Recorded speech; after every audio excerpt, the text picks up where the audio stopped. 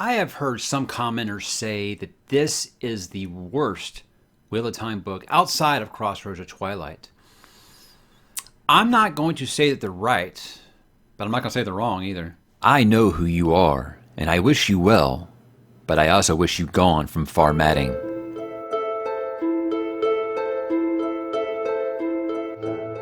The Dragon Reborn leaves death and destruction where he steps, and I know why you are here too.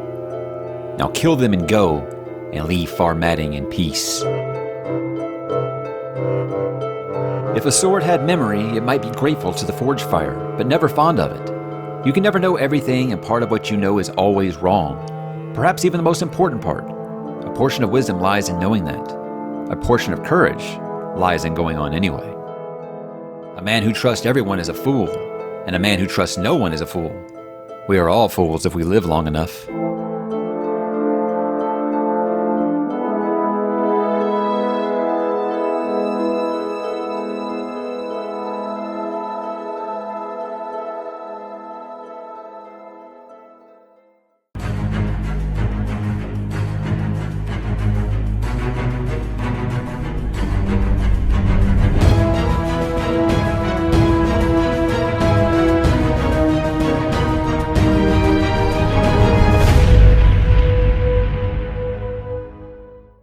Hey, what's up, bookworms and wheelies? Mike here again to talk a little more Wheel of Time, and we have made it all the way through book number 9, Winter's Heart. Now, guys, if you don't know, if this is your first time finding the channel, which I don't know why the 9th book in a series will be the first time you find the channel, but just in case it is, I am a newbie going through Wheel of Time for the first time. Also, these reviews are full spoilers. I've reviewed the entire series. I'll put it up here that I've read so far. Obviously, that's the first 8 books plus this one now. So they are full review spoilers. So if you have not read, I would bookmark this video, maybe come back after you're done because there's a lot to unpack. The reason I do it this way is because, first of all, I feel like I need to decompress. I need to talk about everything that happens in these books. And I think that they're really good primers to go back to if you're trying to reference something that happened in a later book and you're like, wait, when did this happen? That's why at least I originally started them. But I continue to do it this way because most people out there have read Wheel of Time that are fantasy fans, and they like to experience this series through the eyes of people going through it the first time. And that's why there's some of the more popular videos on this channel. So I'm going to keep doing that because I like to give the people what they want. So again, spoiler warning, I'll be talking about everything that happens in the first 9 Wheel of Time books, but obviously with a focus on Winter's Heart here. And man, we are just going to just rip right into it. If you remember, I was not that big of a fan of Path of Daggers. I feel like that got a little pushback. And I said it was kind of weird that ever since I started this series, people have told me books 8, 9, and 10 are really a struggle. And you might not like them very much, but yet every time I have any kind of criticism of them, I kind of get, pushback for it. But let me just say up front, guys, this is my opinion. I am by no means criticizing Robert Jordan as an author. I've already said I think he's one of the greatest writers that we've ever had on this planet. So all my criticism is constructive, and if you disagree with me, that's fine. Drop in the comments. Tell me why you disagree. It's okay. We can disagree on this channel and talk about it. That's what it's all about. So let's get into it with another 80-plus page prologue to kick off Winter's Heart. Now we have Talene Minley. Now, I don't even know if I knew who this was. I told you I've reached a point where there are so many Aes Sedai characters that come and go, and they have similar names. I just kind of forget who they are. But she is being interrogated by Sienne? Anyway, and others, and she reveals that she is Black Aja. Now, if you remember, she was tasked in Path of Daggers by Elaine to kind of weed out all of the bad eggs in the tower. And so Talene re-swears the 3 oaths and even a new 4th oath, okay? And she also says that Elaida is Black Aja. This is something I've speculated on in the past. I feel like when you got the point of view chapter from Elaida, where she said it's her duty to assist the Dragon Reborn in the final battle, or the last battle, Armageddon. Anyway, that pretty much ruled her out as Black Aja for me. So people can keep saying that all they want. I think Elaida is just the last few books. It seems like she keeps getting the prologues. She keeps making stupid decisions, but I don't really think that she's Black Aja. Now, look, guys, I want to get all of the Elaine and Perrin and Faile solo stuff out of the way now. Their solo chapters, because I'm going to be straight with you. They don't do much in this book. If you disagree, hey, that's awesome. And I'm sure you're going to tell me on a reread it makes more sense, but on a first read, wow, it is rough. And you know what? While I say nothing happens with them, they're also the first 200 pages of this book, so you can kind of see what kind of foot we're getting set off on at the very, very beginning here. So Elaine is in Caemlyn. She's discussing building an army, and she's told it's time for her first sister ceremony with Aviendha. This is where I feel like Jordan just is excited. He gets to talk about nudity a lot. So the two girls, they're naked, and they get to get into a pool and talk about what they love about one another, what they do not love about one another. And you get to see Mazrim Taim there kind of gawking at Elaine naked. Interesting choices. But they also talk about their shared love for Rand. And obviously, you kind of know where this is going, right? But later on, Elaine is walking around Andor like she just owns the place or something. Did you get the joke? And she actually ends up getting poisoned. Where I'm going off notes here, guys, because a lot happened. But instead of letting her die, she's kind of saved by this fellow named David Hanlon, I believe. And I'm pretty sure he just set this up, right? Because now she trusts him. She names him captain of her guard. And what do you know? He's a dark friend. So you got Elaine always making the worst choice possible every single time. So as for Faile, she's been taken prisoner by the Shaido, and she's being dragged naked through the snow while she's trying to think of a way to escape. Did you see that? One sentence. See how easy that was, Robert? One sentence. There. That's it. No more Shaido. And you know what? That's the best thing about this book.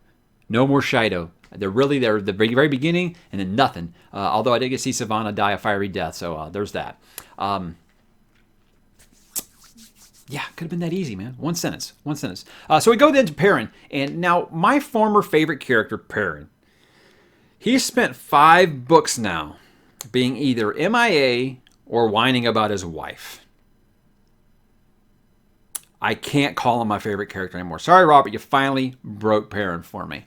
I just don't care anymore. And now when I see it's a Perrin chapter, that's what I do. That's where I've gotten to. So a lot of people have told me that Perrin gets better when Sanderson takes over and finishes Jordan's storylines for him. And some other people have said it doesn't get better. So I don't know. I feel like once I name a character my favorite, they just kind of either disappear or become unreadable. You know, it was Lan at first, and then he disappeared. Then it was Perrin. He either disappeared or just became unreadable. So I don't want to pick a new favorite character. I don't want to say I like Matt or something, or else, who knows what will happen. At least that's how it feels to me at this point. So he meets up with Masema now, the dragon prophet, and he wants to take Masema to Rand as directed, but Masema thinks the gateway should only be used by the dragon himself, so he decides that they will have to walk there. Sounds like stalling to me, right? This is where Perrin finds out that Faile's been kidnapped by the Shaido. Lots of emo talk, lots of anger.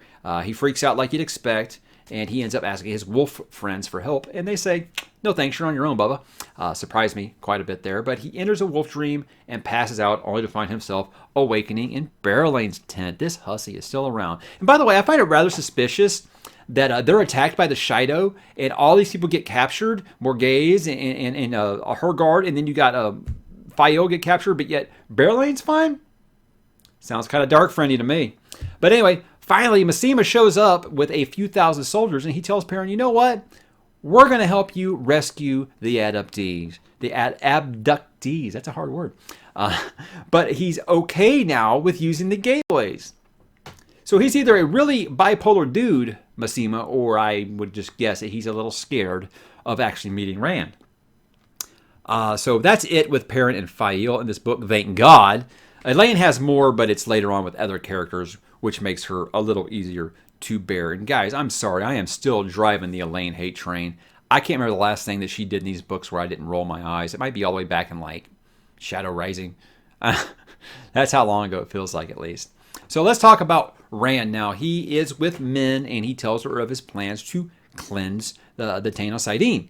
But he needs to whoop that ass of those dudes who attacked him at the end of Path of Daggers first. So he makes his way to Camelin, and Min arranges for him to meet with Elaine and Aviendha, where we have the moment where he professes love for all three of them, and they suggest that they all bond to him. It's a trap, as Warder, and they don't like that he's already warded to Alanna, as if he had a choice in the matter. But you know what? They're so selfish, they don't even ask. But let me tell you, gals, a secret. He's not really thrilled about that bond either. But they go ahead and they do so. They bond, and they're all concerned about the pain that he's in, and they shove that to the side because they can feel that he truly does love all three of them.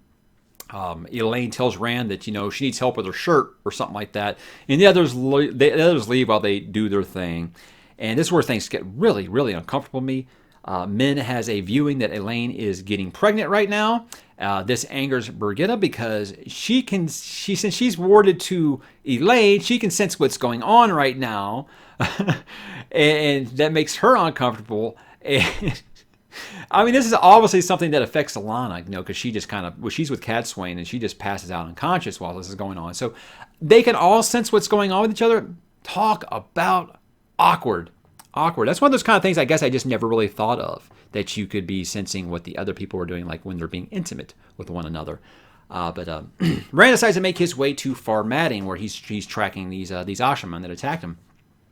And this is a really cool thing here. They have these ter'angreal there that are called the Guardians and make it impossible to challenge. So you've heard me complain numerous times about how OP Rand is. This is a good way to kind of level that playing field and get back out the sword and do some actual fighting. But he tracks down Roshane. That's one of the ones who attacked him in Path of Daggers. And they begin a fight in a narrow alley. And they're fighting, and Rand just straight up breaks this fool's windpipe, man. It's brutal. But then another one of the other ones that attacked him was Kisman. And he shows up, and he jumps off the roof to try to impale Rand. And Rand moves, and he accidentally stabs Roshane.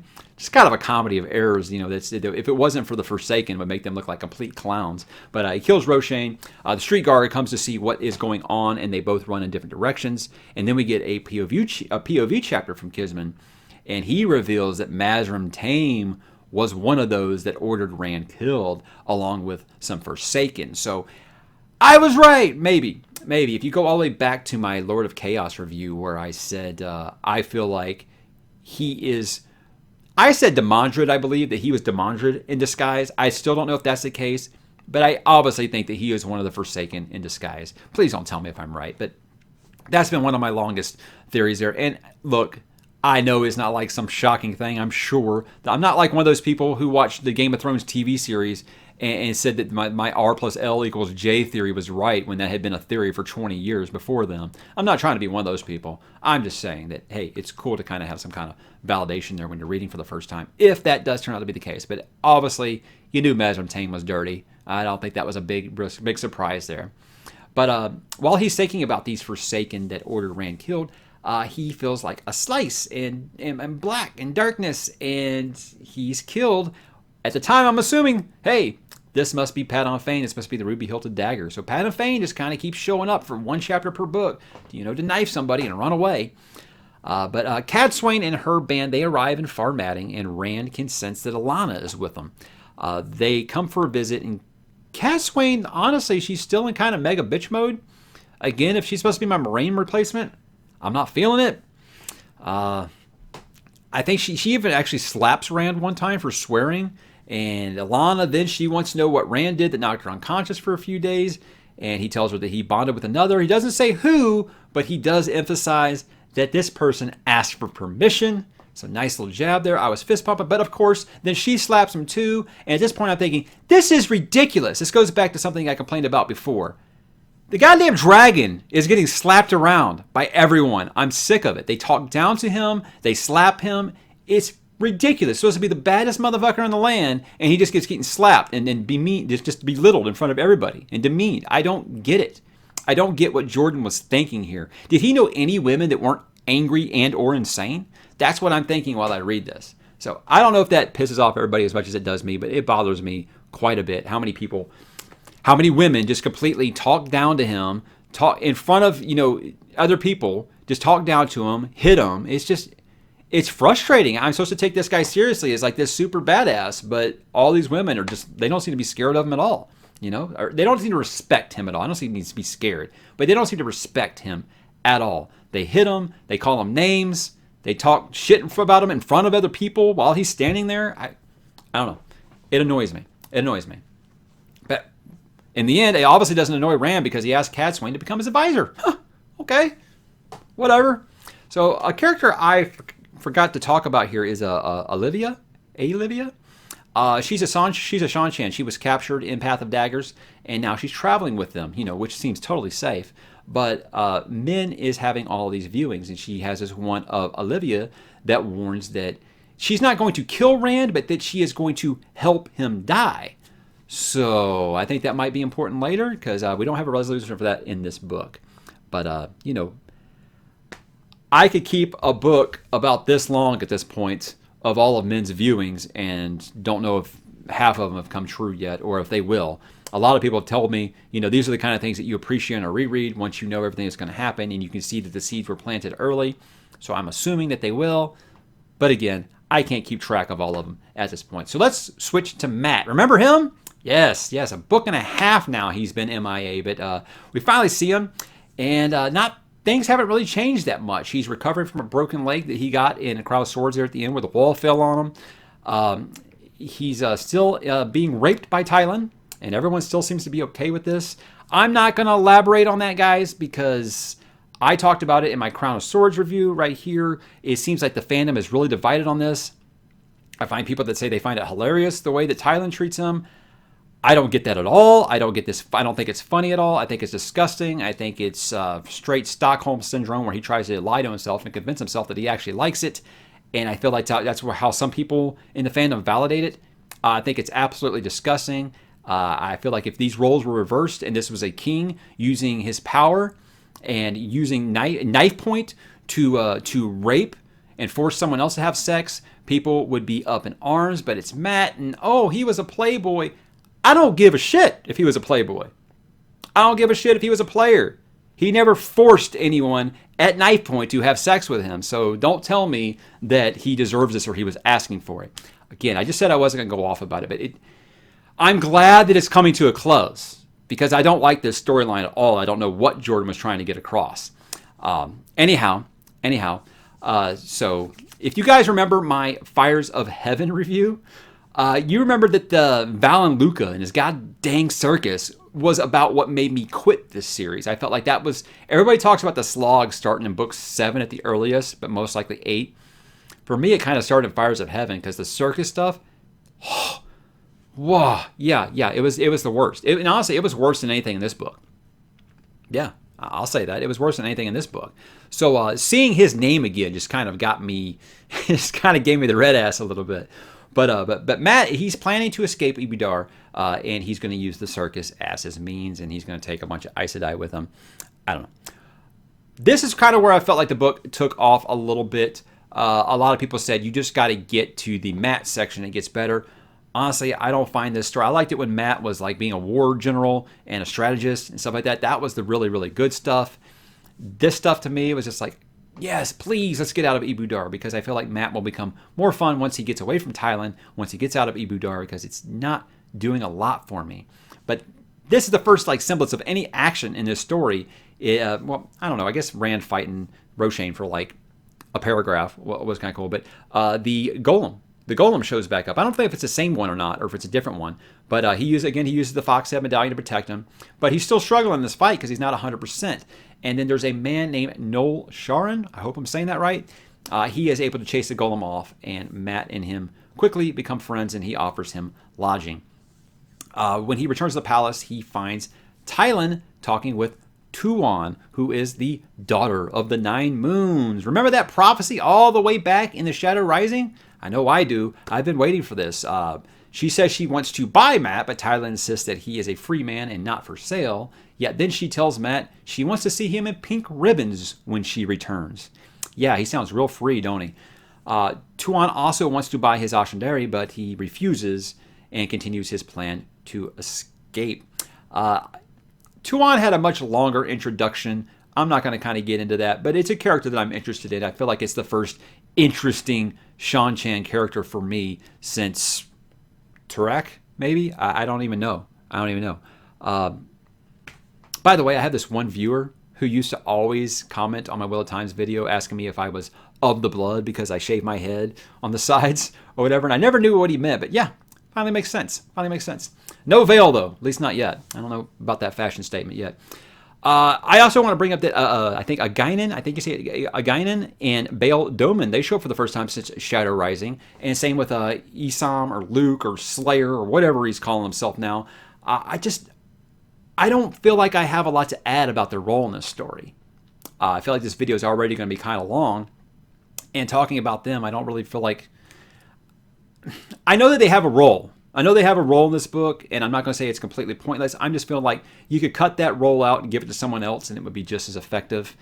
So I don't feel like it's anything important enough to discuss right now. Maybe in future books, we'll get to talk about them. So Matt is still trying to escape Ibudar. He's got Tom, so there's your Tom cameo for the book, Julian and Beslin. But meanwhile, Tuon is stalking them. Am I saying Tuon right? Is it Tuon? I hope it's Tuon. I was like, you idiot. It's I don't know. Don't listen to the audio, but I don't listen to the audiobook, so I don't know if I'm saying these right. Funny thing about that is, do you have any idea how I felt when the Hobbit movies got made and I realized I had been saying Smaug the Dragon wrong my whole life? Yeah, that's kind of how I probably feel if I listen to these audiobooks and know that I've been saying all these names wrong. But I don't get too many comments about saying the name wrong, at least not yet. So Tylan tells Matt that she knows of his plans and asks Matt to tie her up so it doesn't seem suspicious. And no, you're just a freak that wants to be tied up, probably. And I think he hides her under the bed. So I'm like, oh, please, thank God, let this be over. Let this be over. As they're leaving, Tuon reveals herself and says she will not allow him to escape. Their fight, again, interrupted by Noel Sharon. Who is this dude? Is he just like Matt's keeper? I don't know anything about this. Why is no one suspicious of this dude just showing up every time Matt needs help? Is it Fairy Godfather? What is this? What is this? So that's a big question mark I have from this book. Who is this Noel Sharon guy? But they also tie up Tuon and leave. So Matt gotten really good at tying people up, apparently. And there must be a lot of rope laying around. But this is where Matt hears Tuon referred to as the Daughter of the Nine Moons. And he recalls the Eowyn prophecy from the Shadow Rising. And he declares, not that she will be his wife, he declares, oh, it's okay, she's my wife. And this confuses a lot of people, but it makes Tuon smile. So it almost like she knows some kind of secret no one else knows or something like that. So interested to see where that's going, and I'm glad that little, like I said, I don't know how many of men's prophecies get or viewings get answered, but I feel like this is one of those when you get an answer, you're just like, oh, finally, 4 or 5 books later. It's really, really cool. So definitely interested there, and I hope, here's a hope I have going forward. I hope that that's the first real relationship in this book that is actually developed. It isn't just like, oh, hey, we're in love because the story dictates that we be in love. I hope it's actually earned, and I hope it's actually developed. I hope it's not next book they're married and they're popping out kids. That's what I'm hoping for. So back to Rand now. He received a letter from someone at the inn telling him they know we're the last ones he's trying to hunt down, but the writer asks him to kill them and get the F out because he brings death and destruction everywhere he goes. And you know what? You think about it, he's not wrong. But no idea who wrote the letter. Min warns, this is obviously a trap. But hey, Nynaeve and Lan are going to be going with them, so he'll be fine. He'll be fine. So once they're there, they find the bodies of the men Rand recognized as being killed by the ruby-hilted dagger. So obviously you're like, okay, where's Padan Fain? Padan Fain's near, right? So he busts out. They try to exit from the roof. Padan Fain and him fight. He gets away again because that's what Padan Fain does. He's a cockroach. He just fights and then he runs away to run away again another day. But they try to exit from the roof and they slip and fall onto the alley below. And Rand awakens being held prisoner in a box. And he starts having these PTSD flashbacks from the end of Lord of Chaos, right? And he starts thinking about listing all these women that have died around him, and leading up to ending, obviously, with Moiraine. And I'm hopeful at this point. Oh my God, is this foreshadowing? Is Moiraine coming back? And so I'm going into this last few chapters here hoping that Moiraine is coming back. Because I stick by the sci-fi fantasy mantra, if you don't see a body, they're not dead. So I keep hoping for Moiraine to come back. Hey, you want those Gandalf comparisons. Gandalf came back. There's like a 70-year-old spoiler for you guys. Cadsuane, she's able to do some maneuvering, and she's able to get Rand out of the prison he's being held in. And since he's no longer concerned about getting those who attacked him, since Padon Fane kind of crossed off his kill list for him, he says he's ready to cleanse the taint of saidin, and Nynaeve is going to be the one to help him, and he sends them to Shadar Logoth. So Rand and Nynaeve link using the Shodan Call. Now, if you don't recall, I think this goes all the way back to the Great Hunt, where Rand saw like the statue in the ground being excavated in Carrion. And I believe the other one is in Tanchico, Tremalking? I don't really recall. But they're using that to link together. They're doing this, and Cadsuane and her peeps are set to protect because the Forsaken are coming to try to stop them. They know what they're doing. And once again here, man, the Forsaken just prove that they cannot do anything right. They are like watching the Three Stooges. Is the Three Stooges like too dated of a reference for some of you guys? I mean, it was before my time. But, I watched Three Stooges growing up. They're just a comedy of errors. They just cannot do anything right. And I once made the reference to, if you're a Battlestar Galactica fan, they put out this movie called The Plan, which showed how buffoonish the Cylons were the whole time of the series. Everyone was taking the Cylons so seriously, and it just shows how many times they just kept screwing up, kept infighting, kept stepping on each other's toes. It's Crate 211 here. You have Elja, who is confirmed to be Black Aja, and she kills Osengar because he's still masquerading as Dashiva. Megideon shows up, Moradin sent her there, and she just kind of stands there and watches and does no fighting. Oh man, they're a mess. They're a complete disaster. And I almost feel like you should play the Benny Hill music anytime they come out.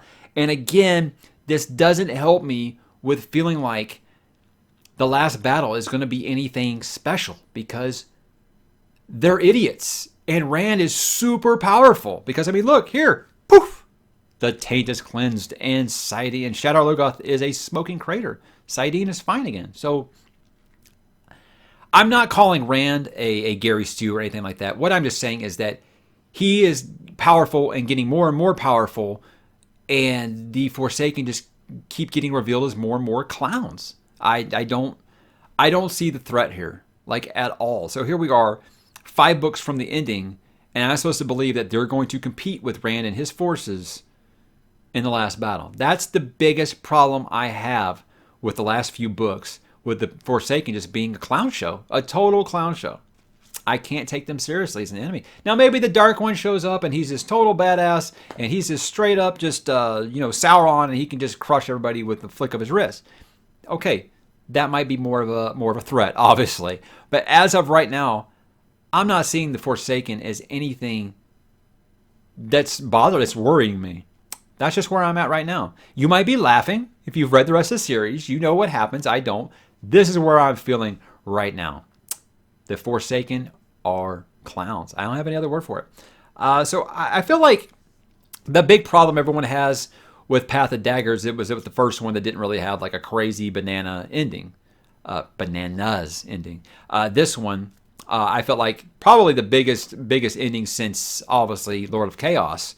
And I mean, it was cool. It was cool. It was very, very good. I feel like a lot of people have told me that it's their favorite ending to any of these books, and not for me. I mean, I liked it, but I don't think it touches Dumas Wells. I don't think it touches, the fight in Tyr. I don't think it touches the Battle of Falma. That's just me. I don't think it touches the Battle of Two Rivers. So it's not to criticize it. It's just that Robert Jordan writes really good final acts. I mean, I think we've been over this before. So I like the ending, but I didn't like it quite as much, I think, as everybody else. And there's the verdict for this. Someone said that on Goodreads, they told me they were pleasantly surprised that I ranked this a 3 out of 5. I think anytime you're in a long-running series like this, unless you just opened the book and the author wiped his ass with it and closed it and handed it to you, I'm probably not going to give you less than a 3. I mean, I'm in book 9 of a series. I feel like this is a point where you're grading on a little bit of a different scale because you're committed, you love all the characters, and you're going to keep going, So my rating scale, 3 out of 5 is good. You should read it, okay? I have problems with the book, but I'm going to be honest with you. Path of Daggers was miles worse. miles worse for me.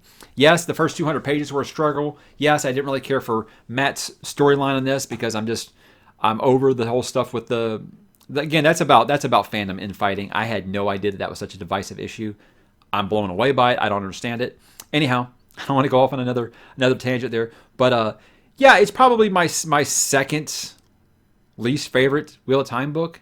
But again, it's like if I'm making a list and Winter's Heart is number 8, Path of Daggers is like a number 40. So I feel like this was miles better than Path of Daggers, but still doesn't touch any of the other 7 books in the series. So that's where I'm at right now, and I want to say, guys, I know what's coming next. I know what's coming next. You guys have been telling me about Crossroads of Twilight since all the way back at my Eye of the World video. So I know what's coming next.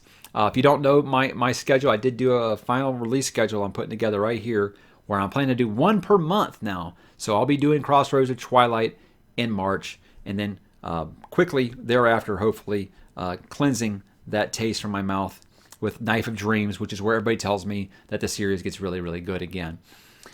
A lot of people have wanted the verdict on if I think there is a slog. Yeah, I definitely think there is a slog.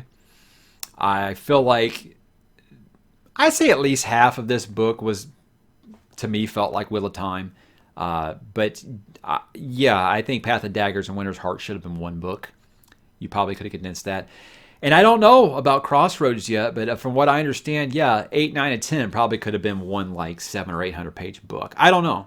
I'll have to go. I'll have to revisit that once I finish Crossroads of Twilight. So again, guys, I hope that you can see my criticism as constructive and my reasoning valid. You don't have to agree with me. My channel's never been about that. My channel's always been, I'm going to be honest with you. And I feel like a lot of booktubers out there are scared of the wheelies. So they'll give all these books 5 stars, 5 stars. I'm not that guy. I'm going to be honest with you and tell you what I think. And yeah, if I was ranking them, this is second to last. But again, not as bad as I was bracing for. Does that make sense? I feel like everybody told me that this was... Some people told me that this is worse than Crossroads of Twilight, but that is a very small minority. I mean, it's almost unanimous. Everyone says the next book is going to be a nightmare for me. So I plan on starting really early. The only thing I really have in March is continuing my Dresden Files read, and I'll be making some videos for Mistborn Era 1 by Brandon Sanderson, because that's where the Cosmere is for Mistborn March. So I don't have a lot going on, so I'll be able to take my time with Crossroads of Twilight, and hopefully it doesn't take too long. So that's where I'm at, guys. I hope you were able to stick with me and you weren't upset that I was criticizing this. I know a lot of people, like I said, they treat this series like their newborn child, and I understand you don't like a noob kind of walking in and shitting all over something. And I know that a lot of you had the complaints about these books because you did the time. You waited the years between these books, and that's why you feel like you're allowed to criticize it and the newbies aren't. I understand this, man. I understand this. I mean, I'm kind of a little bit gatekeepery with the First Law. So when someone comes in and says, oh, the First Law, like nothing happens in this book, the first book, I'm just like, did you read it? You know, I understand. I understand the criticism. But again, this is just where I'm at with it.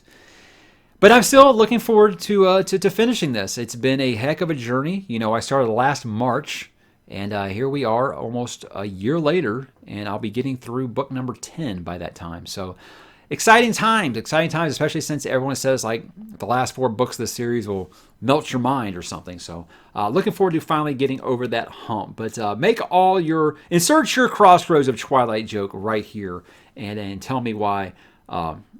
I'm probably not going to be able to talk about it for longer than 10 minutes from what I've been told. I think the most humorous thing I've been told is it's Crossroads of Twilight is if you were reading journal entries from every character in the series about what happened at the end of Winter's Heart. So if that's really what it is, that should be fun. And I use the term fun lightly. But as you can hear, I'm losing my voice from talking too long. One thing you guys don't know is I edit these videos down. I'll just turn the camera on and press record. And I'll just kind of go, and sometimes I'll be done with them, and it'll be like 80, 90 minutes. And I'll kind of edit that down, kind of cut out some of my rambling and stuff like that. So nice little peek behind the curtain there for you. But anyways, guys, if you have stayed with me since the beginning, I'm happy. I'm happy you're still here with me. I want to talk to you guys about this in the comments, so please drop in the comments. Tell me what's going on. Tell me what you thought about Winter's Heart. We can talk about the first 9 books in the series. Please do not talk about anything past there. I went this long without being spoiled, and I appreciate talking to all you guys. So thank you for watching, guys, and I will talk to you in March for Crossroads of Twilight as that wheel keeps turning.